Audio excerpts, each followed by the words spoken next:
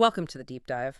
This is the show where we take that essential source material you need to know, we break it down, and we try to give you that shortcut to, being really well informed. And today, we are going somewhere truly fascinating. We really are. We're taking a journey to a world that fundamentally defies every single expectation you might have about what an advanced alien civilization should look like. We're talking about the curious planet Geath. Oh, it really is. It's like the ultimate interstellar paradox, isn't it? It is. Because you think, okay, a civilization that's revered across thousands of star systems, a place that's a byword for wisdom and stability, and you automatically, you conjure these images of super high technology. Absolutely. Hovercraft, food synthesizers, Cities float in the clouds, the whole deal. the whole Star Trek future shebang.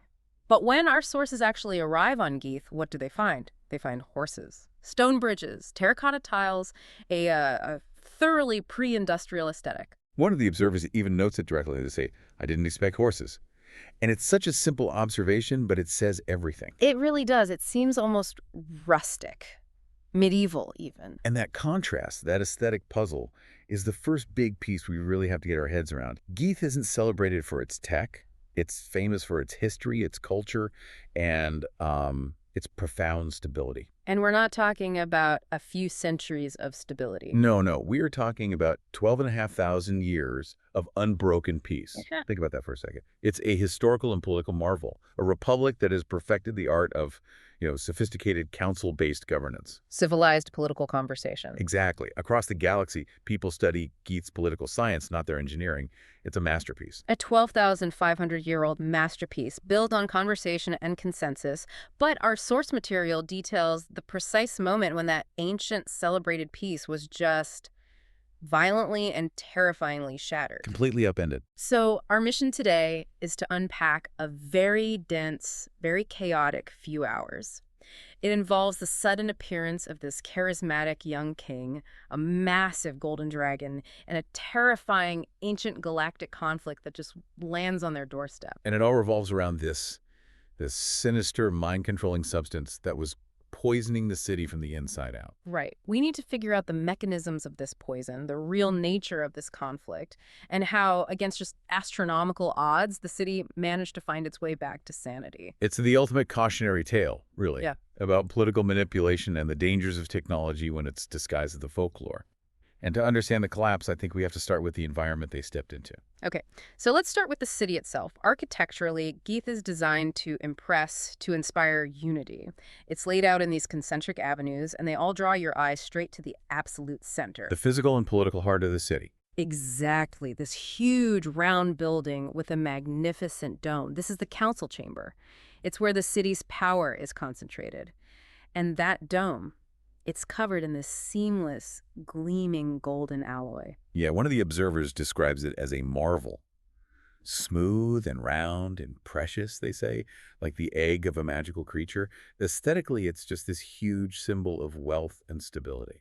But the first hint that something is deeply, profoundly wrong is the atmosphere. Yes, the feeling of the place. The city is revered for its hospitality, but when they arrive, it's quiet. I mean, almost deserted. The promised civic vigor, that life, it's just missing. They even note that a cart driver passes them, and he seems reluctant to even make eye contact. He just speeds past, gaze fixed straight ahead.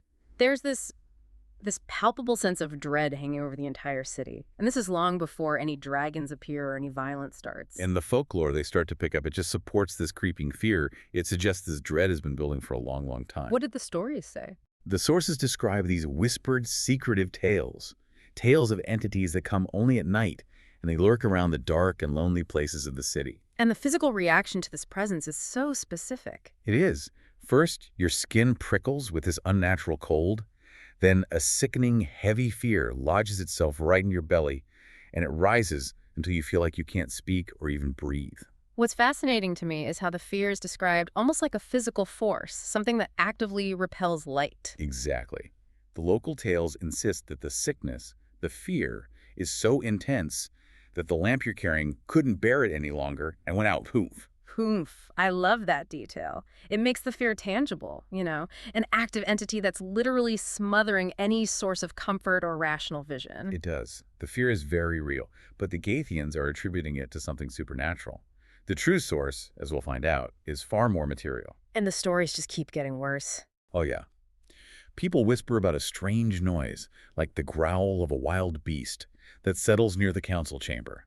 And they claim they've seen the long shadow of a hand or a claw stretching out in the dark passage ahead of them. But this isn't just a normal shadow. And here's the truly unsettling, very specific detail that tells you something non-local, something inhuman, is in their midst. The shadow hand had too many fingers. Chilling. And it's a crucial detail, isn't it? Because it tells you that the horror isn't just paranoia caused by the metal. There is an external threat actively using psychological terror against the city. Which sets the stage perfectly for the first tangible sign that this gold isn't just decorative. Right, at the city gate, the dragon door knocker. One of the visitors goes to knock, picks up the dragon's tail, and immediately drops it. Why? Because it's described as unpleasantly warm. Almost feverish. And when they analyze it with their equipment, it's just noted as definitely odd, but the oddness escalates dramatically inside the gatekeeper's house. And this house. It's described as a tiny treasure vault, just crammed full of gleaming gold objects. Candlesticks, fire irons, even the stitching on the furniture is gold thread. It's everywhere. And when the visitor touches the gold cutlery on the table, she realizes it's not just warm, it's subtly wriggling. Rising. Ugh. This is the breakthrough moment. The gold is kinetic. It has this internal activity that tells you immediately this is not a normal element. It's a technology or a synthetic construct. It's not just inert metal. That image of the wriggling spoon is so visceral. It immediately tells you this stuff is alive in some way, or at least deeply disturbing. It does. And we should pivot slightly to the political system because even the simple act of trying to get into the city reveals some cracks. Okay, so the doctor uses his psychic paper, which works on subconscious belief, to get them inside. And the gatekeeper says he can't read it. He says, oral culture. That's a design flaw, isn't it? That's a fascinating comment on its own. It tells you Geath relies on spoken tradition, on memory, on consensus. But here's the twist. His wife can read the paper. So literacy exists, it's just like maybe suppressed or not culturally valued in the same way. And the gatekeeper, he only lets the doctor in at first, shakes his head at the companions, and this small exchange just highlights this immediate arbitrary authority. A sudden lack of trust. Exactly. It stands in stark contrast to their centuries-long reputation for being an open civil society. And right there in that little house, we get the critical piece of information that completely foreshadows the psychomanipulative nature of this material. The moment of accidental kleptomania. Yes. The visitor, Amy, she only touched a spoon and a necklace in the house. But later, she finds she has unconsciously stolen both of them. And she swears she has no memory of taking them. Her hands just acted on their own. And the doctor, equally embarrassed, he admits he doesn't remember much after touching the first fork in that house. Okay, let's pause on that. This isn't just sticky fingers. This isn't a sudden fit of greed. No, not at all. This is an immediate neurological compulsion. It causes a gap in memory and an intense, inexplicable possessiveness over material goods, and it's triggered by mere touch. Precisely. This subtle, immediate effect, the hijacking of impulse control, the sudden intense desire, the short-term amnesia, that's the key. That is the true danger of this substance. This isn't just shiny gold. It's a temptation that slips right past your rational defenses and starts rerouting all your priorities. It turns a cultured, peaceful citizen into a selfish, secretive individual focused only on acquisition and ownership. And from there, it's a short step to paranoia. So we have a city built on 12,500 years of peace, and it's suddenly gripped by paranoia, arbitrary authority, and this profound, bone-chilling fear. And it all seems to center around a metal that makes you involuntarily steal things. Which brings us to the diagnosis. What is this stuff? The doctor finally gets a chance to analyze the metal, and he gives us the big reveal. The metal is called Enamour. Enamour, and the description we get in the sources is, well, it's alarming. It is. This is not just gold. It's an infamous, advanced, and highly dangerous psychomanipulatory technology. And it's specifically banned across all self-respecting galactic civilizations. And hilariously, most of the disreputable ones, too. Exactly. So the mere existence of Enamour on Geath is proof that something ancient and terrible has been unearthed. The name itself, Enamour, it tells you everything you need to know about its function. It does. The doctor explains that it literally bewitches people. It can turn minds, sell merchandise, and crucially for what's happening on Geath, it is engineered specifically to sway elections. to manipulate large populations through sheer uncritical desire. And the psychological impact isn't just aesthetic, it's deeply rooted and addictive. It makes people want it, crave it, and become intensely possessive over any item made from it. But for a functioning republic, the side effects are just catastrophic. It's not just about wanting things. No, it's suspicion, secret keeping. And the overwhelming fear that your neighbors are actively designing to take your property. The doctor sums it up perfectly. He asks, "Do you have designs on my forks?" That possessiveness, it just metastasizes into widespread paranoia. And this paranoia, it explains how the city, known for centuries of civil conversation and peace, could so rapidly fall under the rule of a single person. It's the key. Geath was a council-based democracy. They had elections. So how did King Baral, this handsome, charismatic young man, how did he manage to usurp a deeply entrenched republic? That's not a switch you can just flip overnight. It wasn't overnight, no, but the Enamour rapidly accelerated the transition. And we get vital testimony on this from Hilth. The respected old woman, the former council leader. Yes. And Hilthy explains that Beale, he initially played by the rules, he challenged her to a debate, and he won an election. But the moment he won, the system changed entirely. How so? He immediately proclaimed himself king instead of counselor. He consolidated power, and crucially, the tenor of public conversation shifted almost immediately. I think we need to analyze that political shift really closely. I mean, how did he justify this change? From a democratically elected leader to a monarch? Through the weaponization of external threats, both real and fabricated, but all made believable by the Enamour. So he manufactured a crisis. Exactly. Stories started circulating immediately that the neighboring city-states, Dant, Shiel, and Jut, were intensely jealous of Geath's new wealth, and therefore Geath desperately needed Beale's protection, his leadership. And this fear of the other, driven by the covetous desire that the gold sparked in everyone, that became the justification for centralizing power. It did. Yeah. Hilth notes, and you just feel the heartbreak in her words, that for 12,500 years, we have never needed protecting in the past. The Enamour had made them susceptible to the oldest political trick in the book, fear and security theater. And this is where the how of the political change becomes truly fascinating, because it links this high-tech poison to Geath's ancient oral culture. Right. Beale didn't just win a debate. He had a massive, unfair advantage provided by his advisor, the Teller. The Teller. His official role was storyteller, the master memorizer of the oral tradition. And he used that expertise to devastating effect. The sources describe him clad in these severe dark clothes, and he mastered the use of alliterative verse and a voice that could soar and whisper. He conjured these immediate visceral images. His storytelling was immersive. It's described as being like a lucid dream. It is. Our observer, Amy, she gets completely swept up by the spectacle. She's gasping at Beale's supposed audacity. She's thrilled by the suspense of his fabricated heroic deeds. She's a willing audience.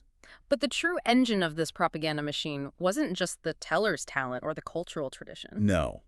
It was the doctor's later discovery, the emotional amplifier, located deep inside the structure of that golden dragon. And this is the genius and the terror of the whole operation. It is. The amplifier is a highly advanced piece of technology. It's designed to literally magnify, resonate, and broadcast intense emotional states to everyone in its range. So it makes the teller stories exponentially more affecting, more meaningful. It turns Bell's exaggerated exploits into these emotionally overwhelming, box office cinematic narratives. You've got it. So you have this perfect synergy. The Enamour makes people want the stories because they want the material wealth that Bell symbolizes. And the amplifier makes them believe the stories on an emotional level that just completely bypasses rational thought. This combination created the perfect pre-industrial propaganda tool. It weaponized Bell's manufactured charisma, and it validated the fear he was selling. It's a terrifying lesson in media theory, really. As the Doctor observes, as is so often the case across history and the galaxy, the first to get the hang of the new communications medium always wins. The Teller, despite his pre-industrial clothing, was operating at the absolute cutting edge of psychological media warfare. But wait, I have to challenge this narrative of just pure cosmic villainy. You mentioned that the teller's motivation, when it's finally revealed, is far more complex than simple political ambition. Doesn't this whole revolution, in the end, boil down to local Geathian class politics? Absolutely, 100%. We get what the source calls a much more likely story, when the Teller is imprisoned, facing certain doom, and he confesses the true background to the Doctor and the others. So what's the real story? Beale and the Teller are brothers. And they weren't originally kings or nobles. They were farmers, serfs, Yeah. from the humble vale of Evish. And they were essentially treated like, well, the source says loose change, passed back and forth between rival city-states like Geath in trade negotiations. So the aristocracy and the bureaucracy of the council, they were the true initial enemies. Precisely. Their profound sense of injustice came when their farm was just arbitrarily split right down the middle by a sudden border change. The Teller blames the citizens of Geath for this. He says they were too complacent, too busy doing politics and making art in their beautiful city to care about the actual people working the land and providing their food. The abstractness of Geathian politics cost them everything. It did.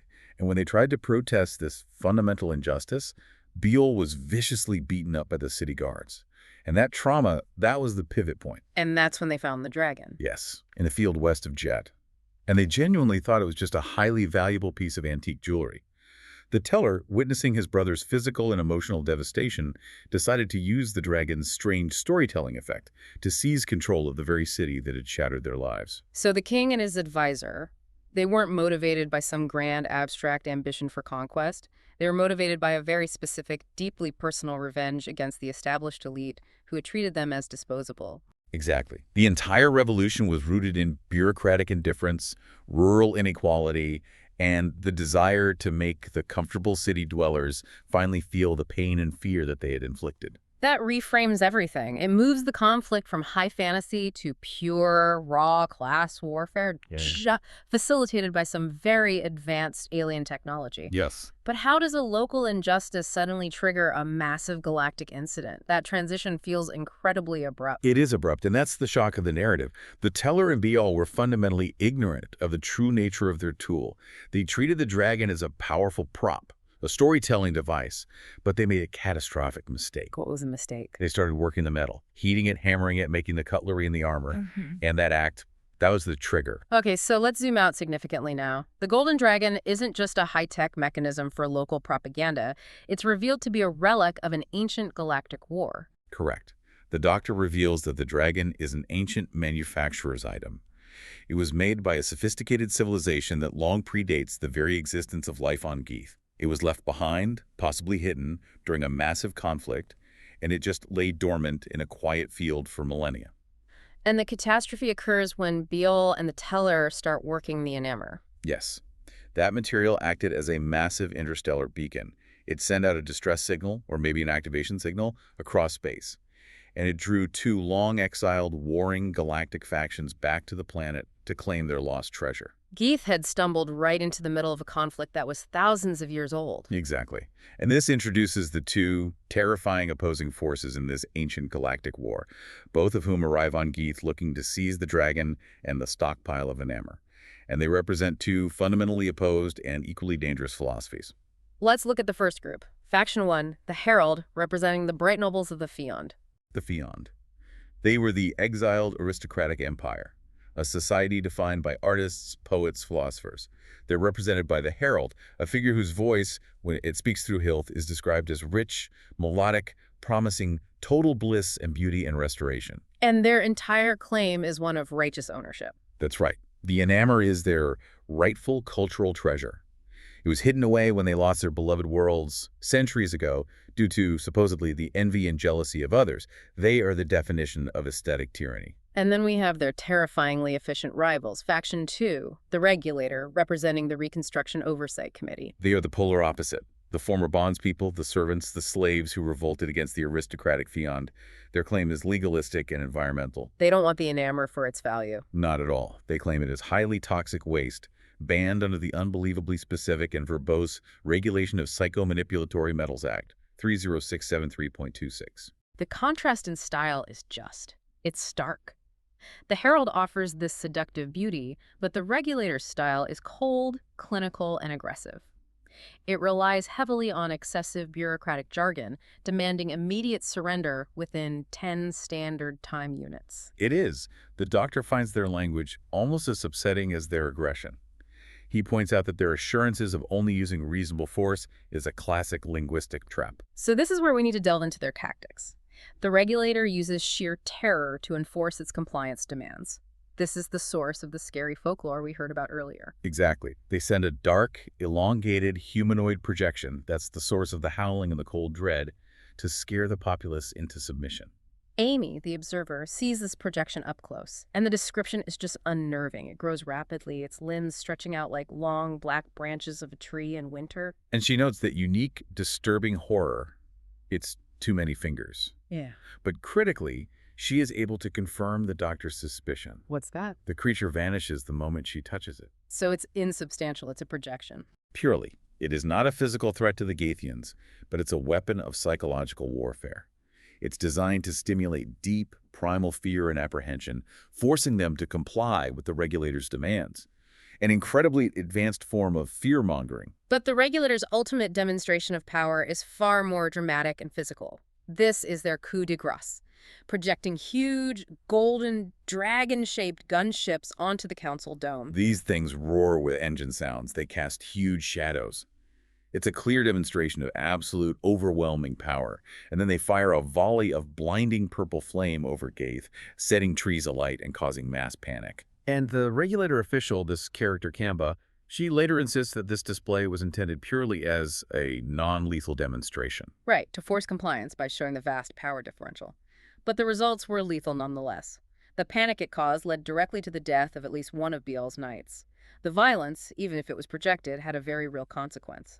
Okay, so let's go back to the Herald, the beautiful aristocratic faction. We have to break down the true nature of the Fiend Empire, because it was far from a paradise. It was not. Amy is temporarily taken over by the Herald through a ring made of Enamour, and she receives this immediate and terrifying transmission of the Fiend's history. And what does she see? This vision is the source material's biggest revelation about the Fiend. It was a golden hell. The Empire was aesthetically stunning, yes, but for 10,000 years, nothing was allowed to change. The Enamour wasn't just a treasured metal, it was pervasive.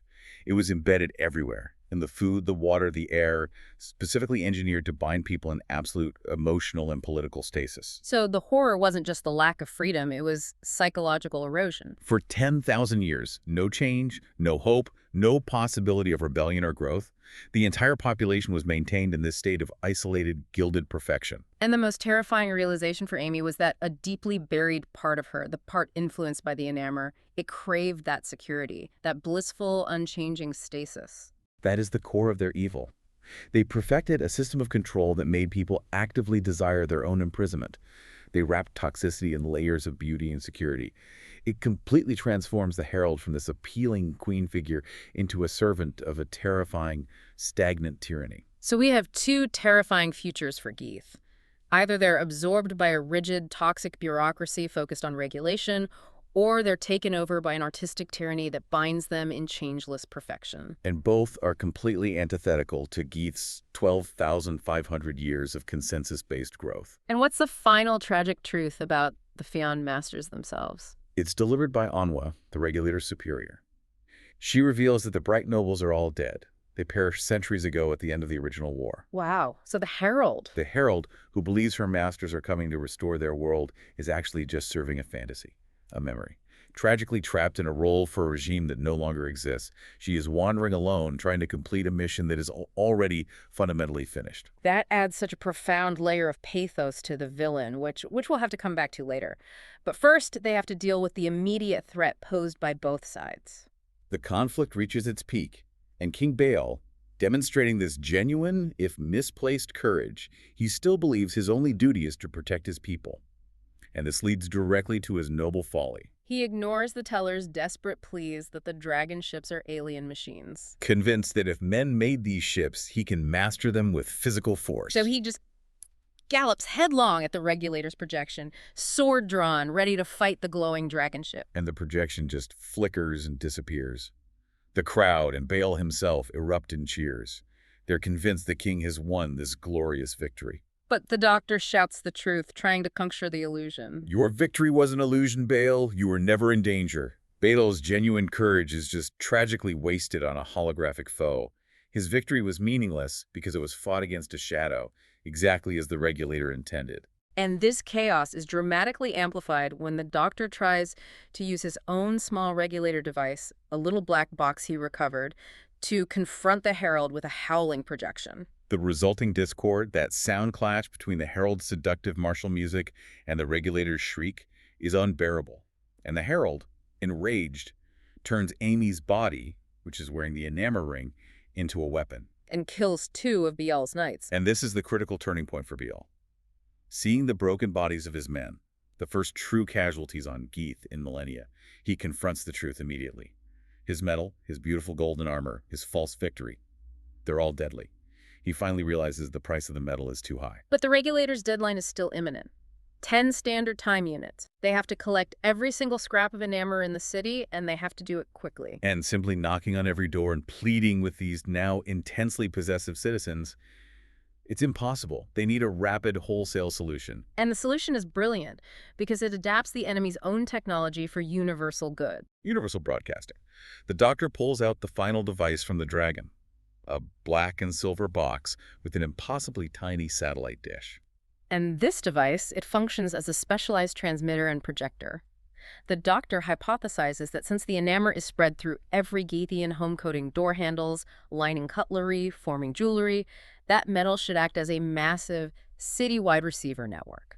They're going to save the world by transmitting the truth directly into the poisoned minds of the populace. So who does the broadcast? The teller. Having fled his cell and witnessed the knights' deaths, he's tasked with the first, most crucial broadcast.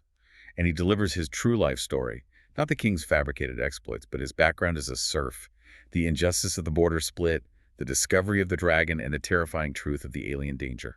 And he instructs everyone to bring all of their gold, all their Enamour, out to the main plaza immediately. And this appeal is powerful because, for the first time in this whole narrative, it's authentic. It's delivered through the powerful medium of the amplifier, but it's backed by genuine trauma and truth.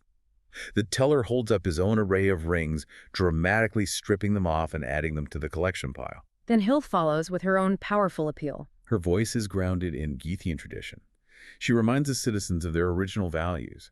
Kindness, generosity, a desire to live a full and varied life, not in the solitary pursuit of riches or display. She leverages the cultural memory of 12,500 years of peace against the paranoia of the Enamour. And it works. It works. People pour into the plaza, bringing armloads of jewelry, golden plates, statues, even a golden bedpan, and they pile them onto this massive heap of Enamour surrounding the dragon. They strip their city bare, metaphorically and literally. They restore it to its original colors. The pale blue glass dome, the terracotta tiles, free from that golden, toxic patina. Meanwhile, Hilf takes on the most challenging role of all, diplomat. She volunteers to meet the Regulator's superior, Anwa, Chief Subdirector of Department 4 of the Reconstruction Oversight Committee aboard the Dragon ship. This meeting is so crucial for securing Geath's future. I mean, just getting rid of the Enamour won't stop the aliens from coming back. It won't. And let's focus on Hill's diplomatic triumph, because it is remarkable. Here is a pre-industrial council leader negotiating with a galaxy-spanning bureaucratic entity, and she does it brilliantly. How does she approach it? She immediately accepts Anwa's apology for the violence, but notes that it should be recorded. That simple act demanding bureaucratic accountability establishes her credibility right away. And most importantly, she successfully negotiates for Geath to have temporary status as an associate member of the Reconstruction Oversight Committee. Which is a crucial move. It grants them immediate protection from the inevitable retaliation of the Herald's remaining forces. And it positions Geath as a cooperative entity, rather than some rogue pre-industrial planet. She uses their language, their bureaucracy, against them. And the Doctor also uses his influence as an independent observer to lobby Anwa for systemic change. He specifically targets the suspension of something called Protocol 961.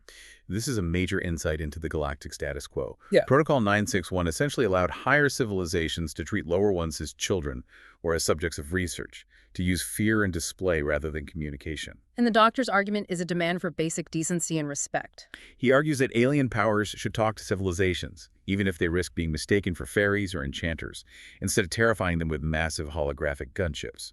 And he successfully lobbies for a change in galactic policy, not just a temporary reprieve for Geath. So with temporary protection secured, the stage is set for the final clash. It is. Hiltha volunteers one last time to summon the Herald, accepting the full materialization impact as the channel through which the alien will manifest. And this time, the Herald materializes completely. A creature of pure light and shadow, long, thin, and cruel, resembling a distorted, crueler version of Hilth herself. She immediately lunges at the Doctor, ready to kill him and anyone else in the way of her mission. And that's when Kamba, the Regulator officer, steps in. And the resulting fight is massive and prolonged. A clash of two giants, one Ebony Kamba, representing the Regulator, and one Golden, the Herald, representing the toxic aristocracy.